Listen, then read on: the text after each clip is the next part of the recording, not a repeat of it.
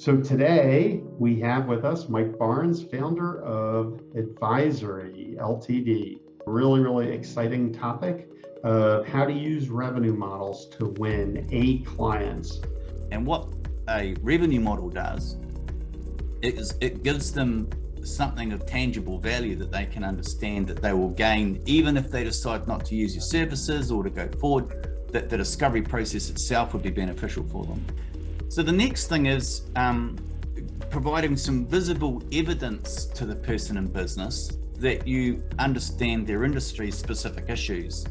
So as we talked about earlier, as a business owner, if you come in and you say that you can do something to help, the problem I've got is that I'm basically relying entirely on trust. So it makes it harder for me to determine, particularly if you're covering areas that are new to me, how you can help me. But one of the ways that you can help me is to, as a business owner, is to unpack the issues that I'm grappling with. And so the other thing is that when you're working through the model, as we're putting in the variables, I know that you know about my business because I can see by the quality of questions you're asking, which are driven by the model, and I can see by the various inputs in the way that you're directing me.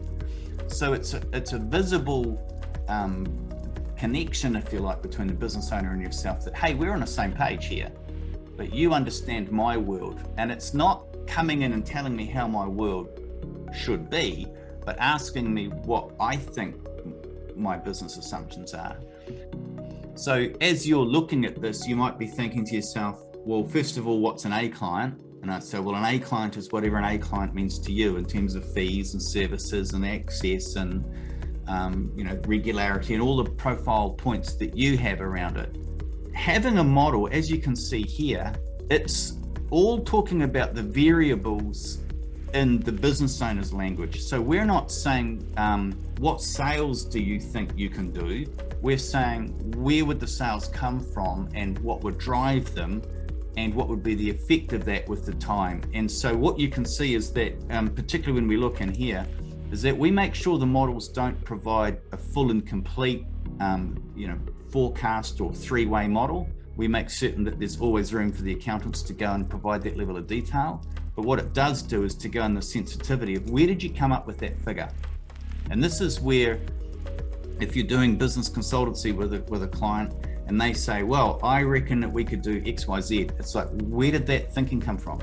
And I'm not saying you can't do it, but let's go test it. Let's go see that what you're talking about has a degree of probability with it. One of the things that transpires pretty quickly is often their beliefs around how things work.